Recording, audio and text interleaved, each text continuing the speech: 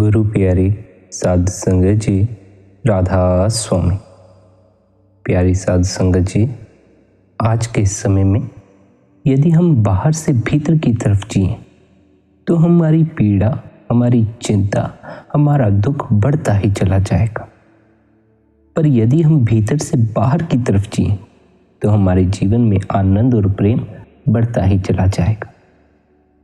हमारी भूल यह है कि हम सोचते हैं आनंद कहीं बाहर मौजूद है, और क्योंकि हम सभी आनंदित होना भी चाहते हैं, इसलिए हम आनंद की खोज अवश्य ही करते भी हैं। बाहर से ही खोजते हो, लेकिन खोजते अवश्य हैं। जब हम बाहर से आनंद की खोज करते हैं तब हम एक मंजिल तय करके बैठ जाते हैं कि यदि धन इकट्ठा कर लेंगे तो हम जीवन में आनंदित हो सकेंगे। यदि हम सन्यासी हो जाएंगे तो हम जीवन में आनंदित हो सकेंगे। यदि हमें प्रेमी मिल जाए तो हम जीवन में आनंदित हो सकेंगे।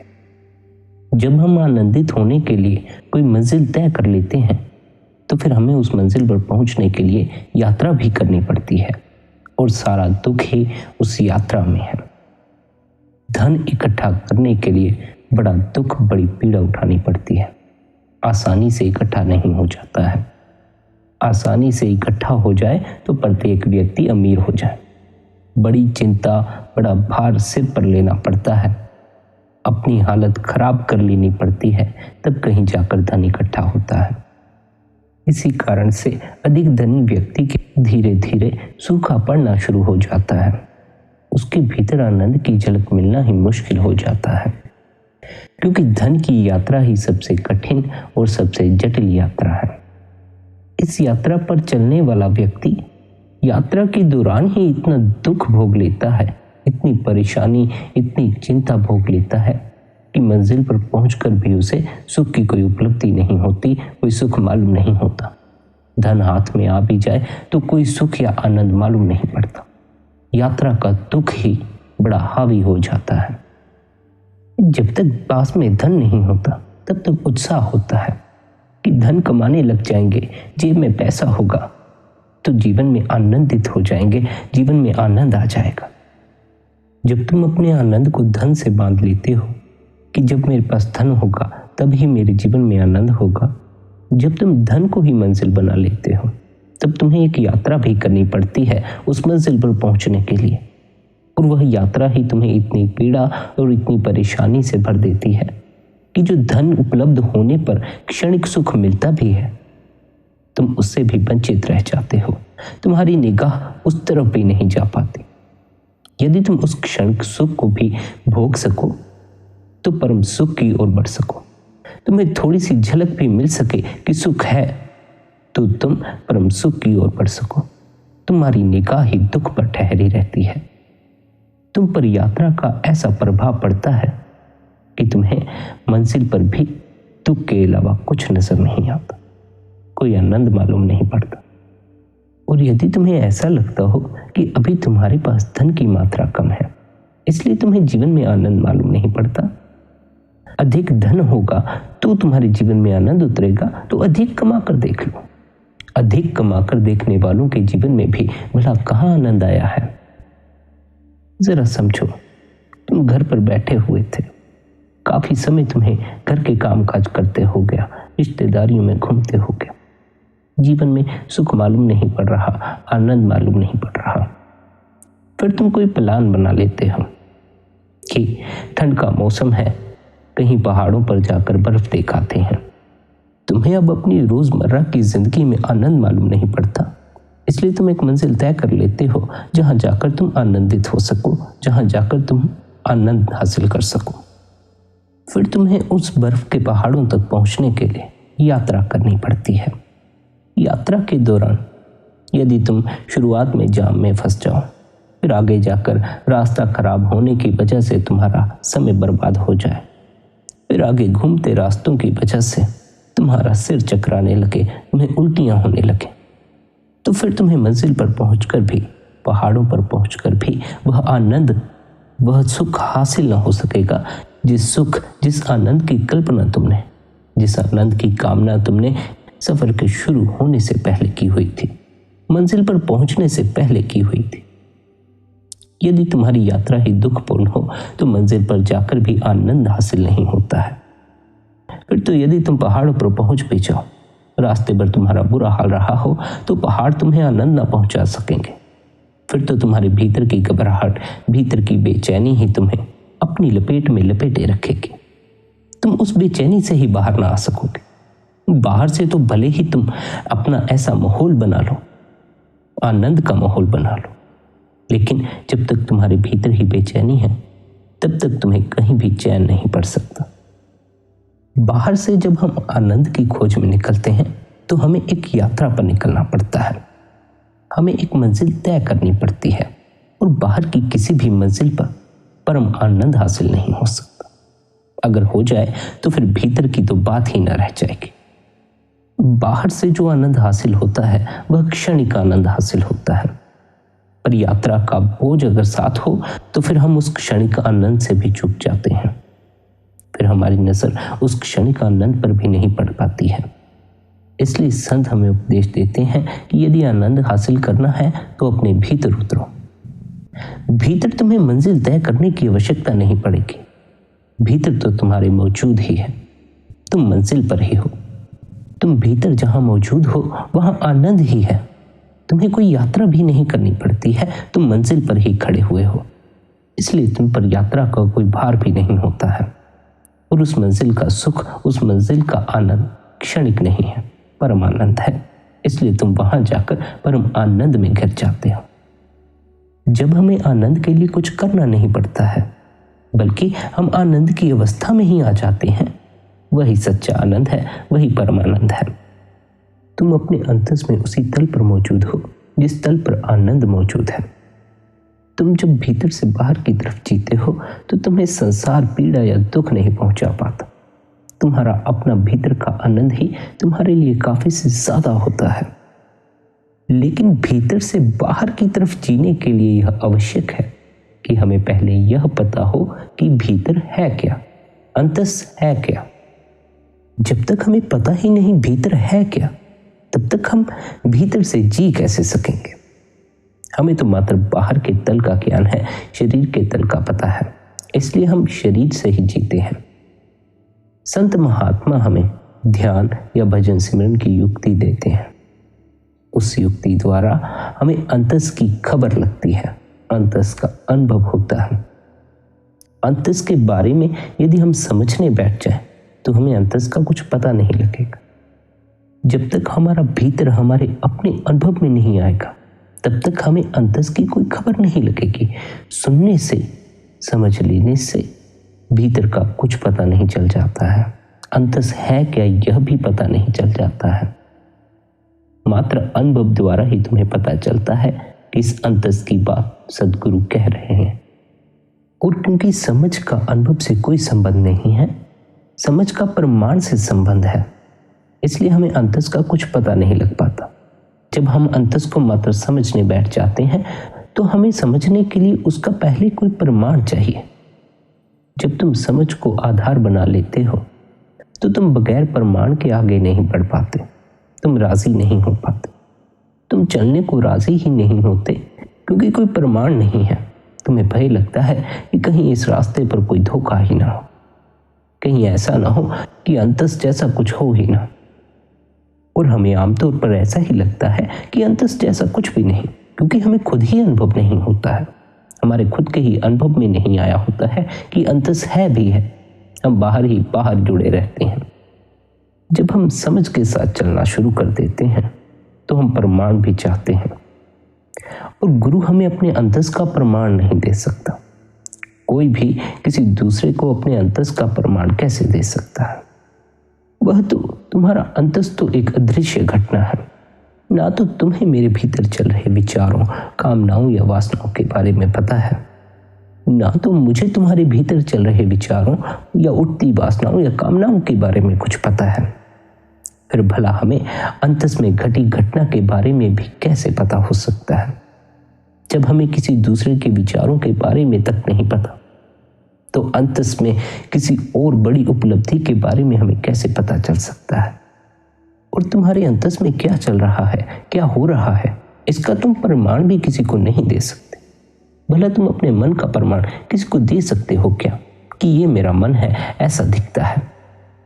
इसी तरह अंतस का अनुभव भी किसी को दिया नहीं जा सकता, किसी के सामने पेश नहीं किया जा सकता, क्योंकि ना तो तुम्हें किसी के अंतस की खबर लग पाती है, ना ही किसी और को तुम्हारे अंतस की खबर लग पाती है। प्रत्येक व्यक्ति को अपने ही अंतस की खबर लग सकती है। यदि वह दूसरे से प्रमाण लेने बैठा रहे कि मुझे अंतस का कोई प्रमाण दो, तो उसे कोई प्रमाण नहीं मिलने वाला है।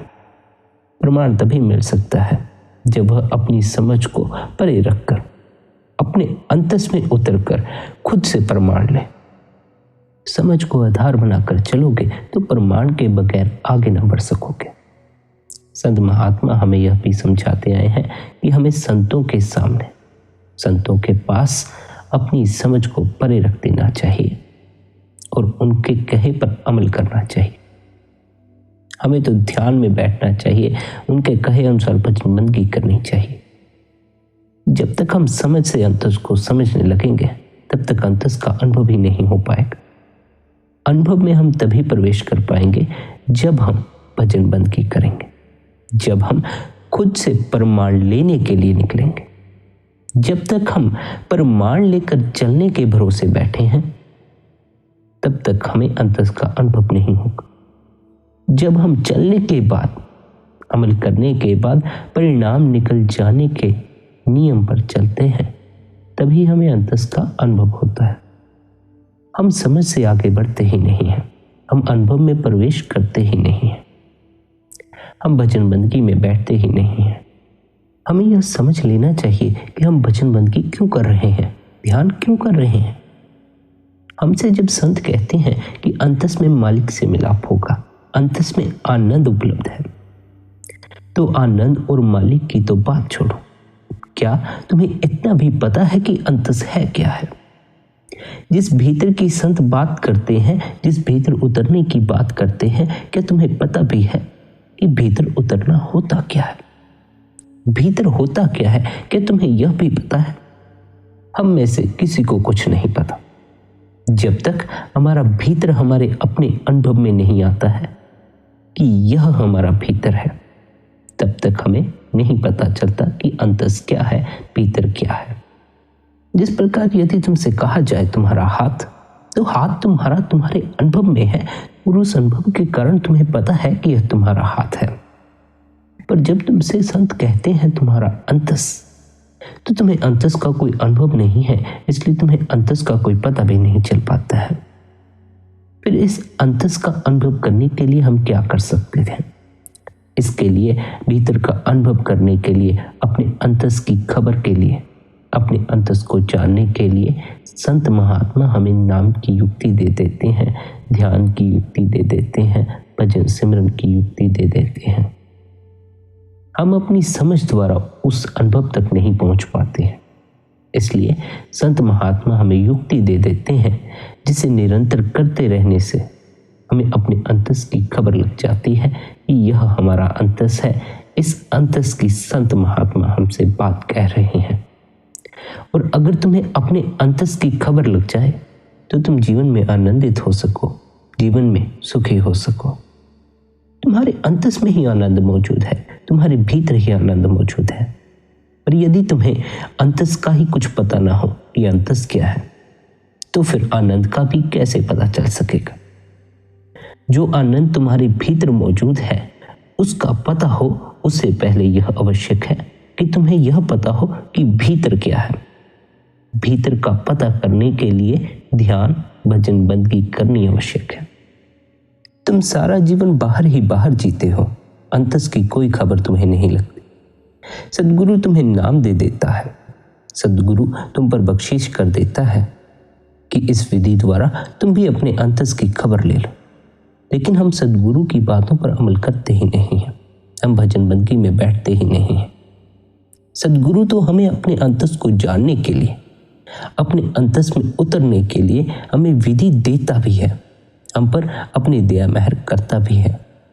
लेकिन ना तो हमें अंतस में कोई उत्सुकता है, ना ही अंतस के बारे में जानने की कोई उत्सुकता है। अंतस को जो जानना है वह भजन बंदगी द्वारा हो सकता है, ध्यान द्वारा हो सकता है। समझ द्वारा नहीं हो सकता, अनुभव द्वारा हो सकता है। तुम्हें खुद ही अपने अनुभव में लाना होगा, तभी तुम्हें पता चलेगा कि यह अंतस है, यह भीतर है। यदि तुम्हें नहीं पता है अंतस क्या है, किस अंतस की सद्गुरु बात कर रहे हैं, किस अंतस के बारे में हमें समझाया जाता है, तभी तुम फिक्र न लो। तुम तो बस निरंतर भजन बंदगी करते रहो, निरंतर ध्यान करते रहो। यदि तुम निरंतर ध्यान करते रहो, निरंतर भजन बंदगी करते रहो, तो अपने आप ही तुम्हारे अनुभव में आना शुरू होता जाएगा। तुम अपने आप ही धीरे धीरे अपने अंतस में उतरते जाओगे। तुम अपनी समझ से भीतर प्रवेश ना कर सकोगे। तुम्हारी समझ से तुम्हें अपने अंतस की खबर ना लग सकेगी। वह तो तुम्हें ध्यान में उतर कर ही लगेगी, भजन बंदगी में बैठ कर ही लगेगी। निरंतर भजन बंदगी करो, निरंतर ध्यान में बैठो, ताकि तुम्हें अपने अंतस का अनुभव हो। तुम अपने अंतस में उतर सको, अपने अंतस की तरफ सरक सको। तुम भीतर से जी सको, भीतर से बाहर की तरफ जी सको, ना कि बाहर से तुम्हें भीतर की तरफ जीना पड़े। आज के समय में, आज के समाज में तुम यदि बाहर से भीतर की तरफ जियो, तो आज समाज में वे हालात नहीं हैं कि तुम्हें सुख या आनंद पहुंचा सके। आज तो समाज में पीड़ा और परेशानी और भी ज्यादा दुगनी हो गई है। जुर्म दुराचार और बढ़ गया है। देशों के झगड़े चल रहे हैं, मजहबों की लड़ाइयां चल रही हैं। अब इन झगड़ों में जो व्यक्ति मारे जाते हैं, भला उन सभी का ही थोड़ी कसूर होता है? भला वे सब ही थोड़ी झगड़ा कर रहे होते हैं या झगड़ा करने से राजी होते हैं? कुछ ऐसे भी होते हैं जो झगड़ा नहीं करना चाहते हैं, जिन्हें झगड़े में कोई रस नहीं, जो प्रेम से ही रहना चाहते हैं। लेकिन झगड़ों में कौन लोग मारे जाते हैं, इसकी कौन फिक्र करता है? आज समाज पीड़ा, झगड़ों और चिंताओं से भर चुका है। आज के समय में यदि तुम शरीर के तल पर जियोगे, बाहर ही बाहर जियोगे, तो तुम आनंदित न हो सकोगे। पीड़ा और परेशानी से भर जाओ, ऐसा हो सकता है, पर आनंदित न हो सकोगे। आज बाहर बड़ी पीड़ा, बड़ा संताप इकट्ठा हो गया है। आज समाज में बड़ा जुर्म फैल गया है। आज तो तुम अपने घर में भी सुरक्षित नहीं हो। घर में सुरक्षित होने की बात तो छोड़ो, तुम तो अपने घर के व्यक्ति से भी सुरक्षित नहीं हो। आज भी यदि तुम बाहर ही बाहर जियोगे, तो दुख और पीड़ा से भरते रहोगे। आज के समाज में तुम्हें भीतर से बाहर की तरफ जीना चाहिए, बाहर से भीतर की तरफ नहीं जीना चाहिए। बाहर से भीतर की तरफ जियोगे, बाहर की दुर्गंध भी भीतर इकट्ठी होगी। भीतर से बाहर की तरफ जियोगे, तो भीतर की सुगंध भी बाहर फैलेगी। हम यह तो सीख लेते हैं कि ध्यान कैसे करना है, पर जब तक हम यह नहीं समझते कि ध्यान क्यों करना है, हम ध्यान सीख लेने के बाद भी कर नहीं पाते हैं। जब तक हमें पता न हो कि हमें ध्यान क्यों करना है, तब तक हमें ध्यान करने की भी आवश्यकता मालूम नहीं पड़ेगी। हम अब जिस समय में आ चुके हैं, जैसा हमारा अब समाज हो चुका है, हम चिंता, पीड़ा और परेशानी से घिरे जा रहे हैं। जब हम बाहर से भीतर की तरफ जिएंगे, तो यह बाहर का कूड़ भी हमारे साथ भीतर इकट्ठा होगा। हम अपनी वासनाओं, अपनी इच्छाओं, अपने विचारों से ही बड़े चिंतित हैं। बाहर का बोझा हम अपने सर और न लाद सकेंगे। हम टूट जाएंगे, हमारी परेशानी बढ़ जाएगी, हमारी हिम्मत ना पड़ेगी। बेहतर यही होगा कि हम भीतर से बाहर की तरफ जिए। ध्यान का अर्थ यही है कि हम भीतर से जीना शुरू करें, हम बाहर ही बाहर ना जीते रहें। ध्यान से जियोगे, भीतर से जियोगे, तो सब्र रख कर जी सकोगे। अभी तो सारा संसार जल्दबाजी में जी रहा है। हम जल्दबाजी में जी रहे हैं। जल्दबाजी के कारण ही हम गलत फैसले ले बैठते हैं, गलत कार्य कर बैठते हैं। हमें सब्र सीखने की बड़ी आवश्यकता है। यदि हमें सब्र आता हो, तो हम ठीक से समझ बूझ कर कदम उठाएं, फिर हमारे जीवन में परेशानी ना आए। हम सब जल्दबाजी में करते हैं। सब्र तुम्हें तुम्हारे अंतस में उतर कर उपलब्ध होता है, बाहर से उपलब्ध नहीं होता है। बाहर से तो सारा जगत ही जल्दबाजी में है। और भीड़ ऐसी जल्दबाजी में है कि भीड़ को देखकर तुम भी जल्दबाजी में ही पड़ जाते हो। भीड़ को देखकर तुम भी अपना सब्र भूल जाते हो, सब जल्दबाजी में करना शुरू कर देते हो। जल्दबाजी से चीजें बिगड़ जाती हैं, चाहे संसार हो चाहे ध्यान हो। ध्यान में भी जल्दबाजी करोगे तो कोई अनुभव ना हो पाएगा, बात बिगड़ जाएगी। सब्र रख कर जियो। सब्र रखने की, धीरज रखने की असल ताकत तो तुम्हें तुम्हारे भीतर से ही उपलब्ध होती है, लेकिन शुरू में तो तुम्हें हिम्मत करके सब्र रखना होगा। भजन बंदगी में सब्र रख के बैठना होगा, ध्यान में धीरज रख के बैठना होगा। उसमें भी जल्दबाजी मत करने लग जाना। जल्दबाजी से बस बेचैनी ही पैदा होगी और बेचैनी से तुम्हारा ध्यान टिक ना पाएगा, खिलर जाएगा। फिर तुम भजन बंदगी में न बैठ पाओगे, फिर तुम्हें उठना पड़ जाएगा, ध्यान में जी ना लगेगा। गुरु ने यदि तुम्हें ध्यान की युक्ति दे दी है तो अब उस युक्ति पर अमल करो, उसे निरंतर प्रयोग में लाओ। तुम्हें यदि अंतस का कोई पता नहीं है तो भी फिक्र मत करो, मात्र सद्गुरु द्वारा बताया अभ्यास करते रहो। उस अभ्यास से ही तुम्हें अंतस की खबर लगेगी। समझ जाने से या सुन लेने से तुम्हें अंतस की खबर नहीं लगेगी, बल्कि अनुभव द्वारा लगेगी। और अनुभव का तुम्हें गुरु तुम्हारे ने तरीका समझा रखा है। उस तरीके पर अमल करना होगा, उस तरीके पर चलना होगा। एक नामी सत्संगी की दिनचर्या में भजन सिमरन तो अवश्य ही होना चाहिए। और ऐसा भी थोड़ी है कि भजन सिमरन की युक्ति मिल जाने से तुम्हारे सामाजिक कामकाज में कोई विघ्न पड़ता है। कोई विघ्न नहीं पड़ता। तुम्हें मात्र फुर्सत के लम्हे ही तो निकालने हैं। तुम्हें मात्र कुछ समय ही तो भजन बंदगी में निकालना है। उतना समय तो निकालो। सत्संगी के दिनचर्या में भजन सिमरन अवश्य होना चाहिए। उसे निरंतर भजन सिमरन करना चाहिए। यदि नामी सत्संगी नाम लेकर भी कमाई नहीं कर रहा है, भजन बंदगी में नहीं बैठ रहा है, तो भला फिर उसे अंतस की खबर कैसे लग पाएगी? और जब तक अंतस की तुम्हें खबर न लगेगी, तुम्हें यह पता न चलेगा कि भीतर है क्या, किस भीतर की संत बात कर रहे हैं, तब तक तुम भीतर से जी भी कैसे पाओगे? तब तक तो तुम्हारे पास एक ही चारा है कि तुम बाहर से ही भीतर की तरफ जियो। तब तक तुम भीतर से बाहर की तरफ ना जी पाओगे। अंतस को अनुभव में लाने के लिए ही तुम्हें सद्गुरु ने यह युक्ति दी हुई है। इस युक्ति का लाभ उठाओ। जामे का कोई भरोसा है कितना समय चलेगा? सांसों का कोई भरोसा है कितना समय चलेंगी? कोई भरोसा नहीं है। आज सांस आई है, अभी सांस आई है, अभी बंदगी कर लो। अभी भीतर का कोई अनुभव कर लो। अभी अपने अंतस की कोई खबर ले लो, क्योंकि यह जो तुम्हारे अंतस की खबर तुम्हें लग जाती है, यही वह कमाई है जो मरकर भी तुम्हारे साथ जाती है। तुम्हारे अंतस का अनुभव ही तुम्हारे साथ मरकर जाता है, और कुछ भी मरकर तुम्हारे साथ नहीं जाएगा। तुम्हारे मात्र अंतस का अनुभव तुम्हारे साथ जाएगा। अंतस क्या है, अंतस में क्या है, इसका पता तुम्हें भजन बंदगी करके चलेगा, ध्यान में उतर कर चलेगा। हम बाहर की कमाइयों में ही उलझे रहते हैं। इसलिए कई बार ऐसा भी हो जाता है कि कई सत्संगी सद्गुरु से नाम लेकर भी अंतस का कोई अनुभव नहीं कर पाते, क्योंकि उलझे वे फिर भी बाहर ही रहते हैं।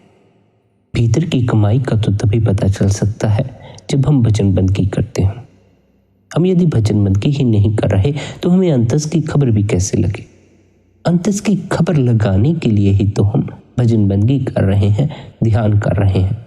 अंतस में उतरने के लिए, अंतस में प्रवेश पाने के लिए ही तो हम भजन बंदगी कर रहे हैं। लेकिन हम भजन बंदगी ही नहीं कर रहे तो फिर भला हमें अंतस की खबर भी कैसे लगेगी? हमें मालूम भी क्या पड़ेगा कि अंतस है क्या? और यह ख्याल रखें कि अंतस में उतरकर ही आनंद की उपलब्धि होती है। अंतस में उतरकर ही सच्चे प्रेम की उपलब्धि होती है। अंतस में उतरकर ही मालिक से मिलाप होता है।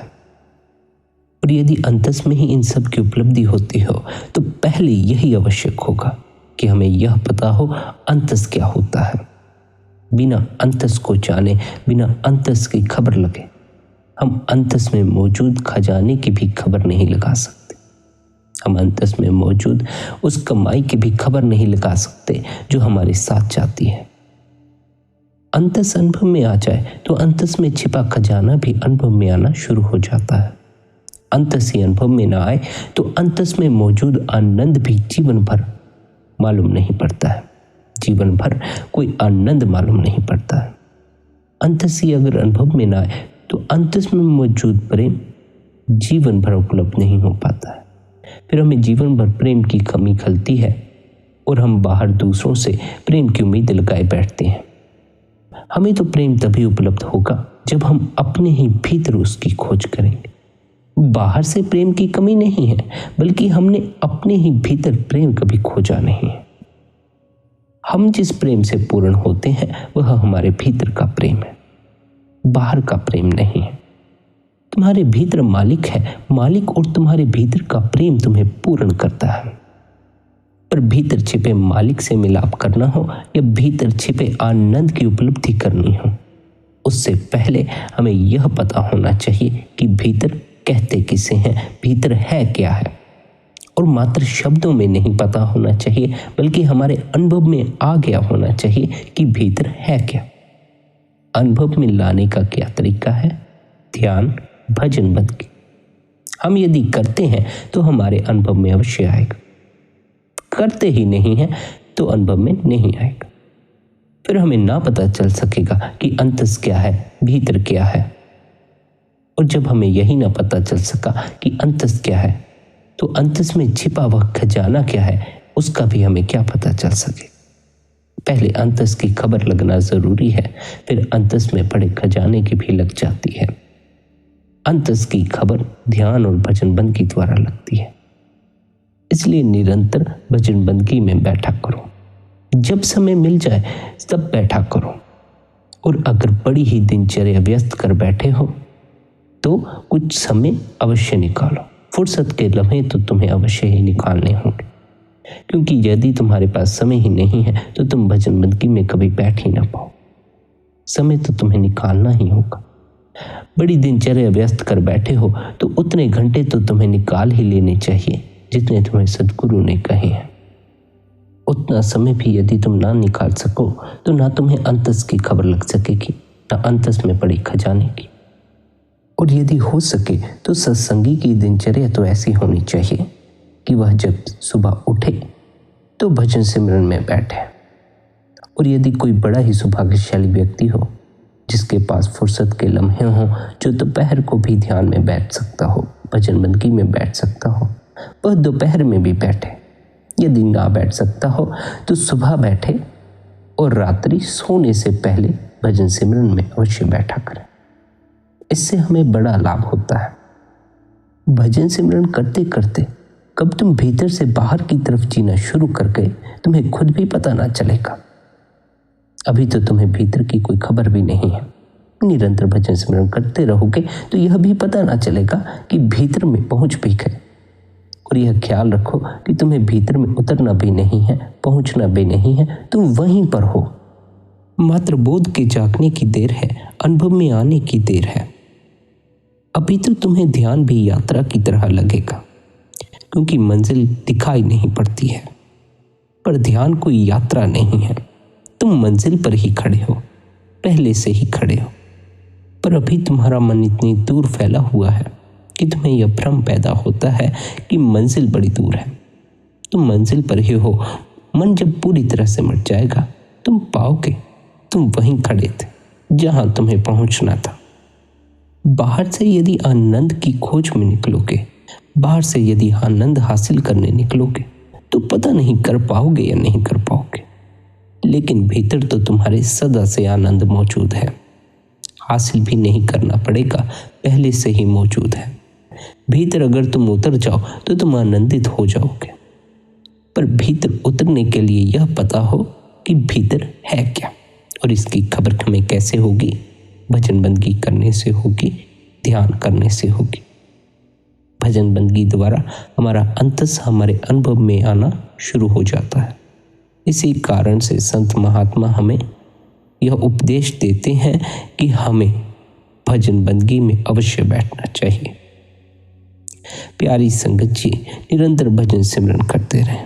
निरंतर भजन बंदगी में बैठा कर हमें अभी भले ही ना पता हो कि सद्गुरु ने हमें क्या बख्शिश बख्शी है, लेकिन यदि हम निरंतर अपना फर्ज निभाएं तो एक दिन हमें अवश्य पता चलेगा कि उस सद्गुरु ने जो हमारे लिए किया है वह हमारे लिए कोई नहीं कर सकता था। अपना ख्याल रखें, निरंतर भजन बंदगी करते रहें। राधा स्वामी जी।